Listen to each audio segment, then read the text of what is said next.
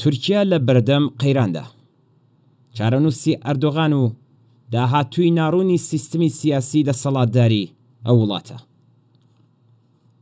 قەیرانە سیاسیەکانی ناو دەسەڵاتی تورکیا کە بۆ ماوەی 2 دەیە لەلایەن حیزبی داد و گەشەپێدانەوە واتە ئاک پارتی، حیزبێکی کە لەلایەن ڕەجەب تەیب ئەردۆغانەوە ڕێبەری دەکرێت تا ڕادێ کۆنتڕۆڵ کرابوون، ئێستا لەسەر بەستێنی قەیرانێکی ئابووریدا کە بەرۆکی بە سەرمایەداری تورکیا گرتووە سەر لە نوێ سەریان هەڵداوەتەوە.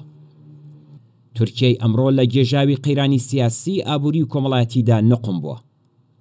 دەستگیرکردنی ئەکرەم ئیمام ئۆغڵو شارەوانی ئیستانبول و ڕکابەری سەرەکی سیاسی ڕەجەب تەیب ئەردۆغان بە تۆمەتی گەندەڵی دارایی چەخماخەی ناڕەزایەتیەکی بەرفراوانی لێداوە کە بە گەورەترین ئاڵنگاریدا دەنرێت بۆ دەسەڵاتەکەی ئەردۆغان لە یەکدەی ڕابردوودا.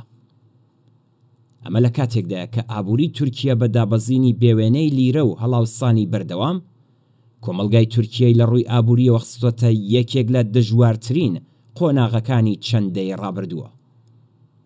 ئاشتی لەگەڵ کوردەکان کە بڕیار بوو بە پەیامی عەبدوڵڵا ئۆجەلان دەست پێ بکات، بەکردەوە گەیشتۆتە بنبەست و شکستیێناوە.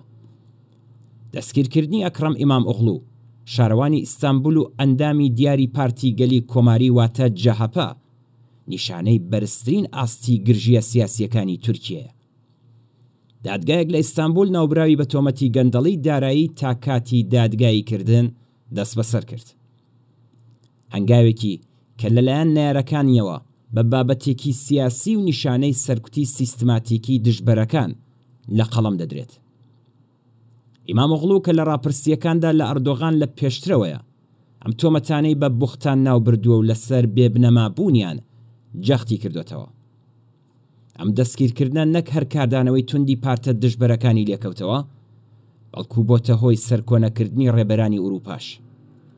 منسوور یاواش شارەوانی ئەنکارا و هاوحیزبی ئیمام ئۆغڵو ئەم کردەوەی بە شەرمەزاری بۆ سیستمی دادوەری ناو بردووە.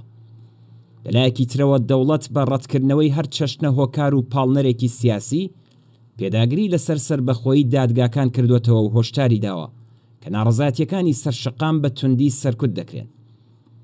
لەگەڵەوەشدا هەزاران کەس لە ئیستانبول، ئانکارا و ئێزمیر ڕژاونەتە سەرشقامەکان و وێڕای بەرزکردنەوەی دروشمی دژ بە دەوڵەت خوازیاری ئازادکردنی ئیمام ئۆغڵو بوون.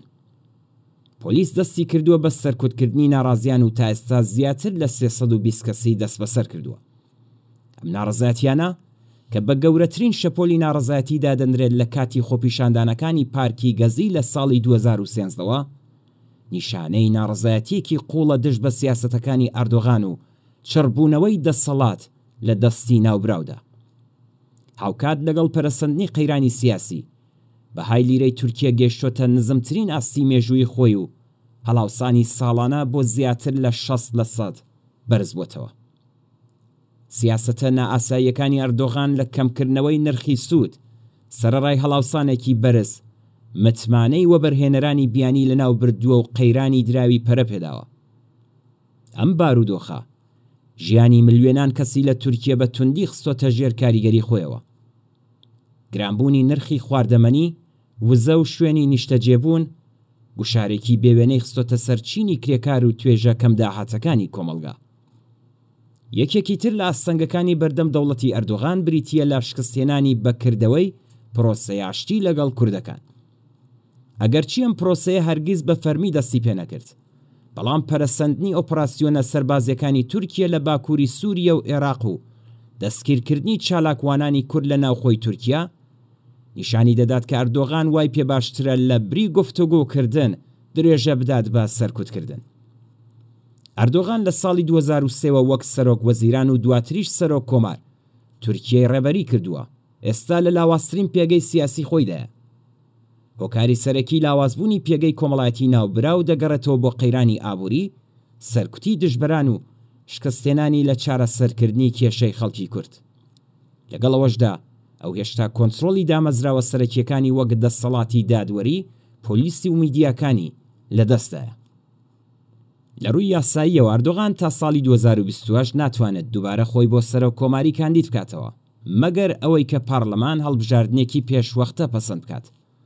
بەڵام تەنانەت لە ئەگەری هەڵبژاردنی پێشوەختەشدا شانسی سەرکەوتنی ناوبراو بەهۆی ناڕەزایەتیە گشتیەکانەوە ناڕوونە.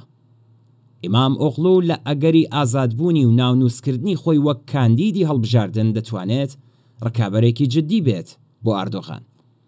لەگەڵەوەشدا ئەردۆغان ڕێگای تریشی بۆ پاراستنی دەسەڵاتەکەی لەوانە گۆڕینی دەستور بە مەبەستی هەڵوەشانەوەی سنووردارێتی ماوەی خولەکانی سەرۆک کۆماری یان زیادکردنی گوشار لەسەر دژبەران لە ڕێگەی ئامرازەکانی دادوەری و ئەمنیەوە لەبەردەستایە.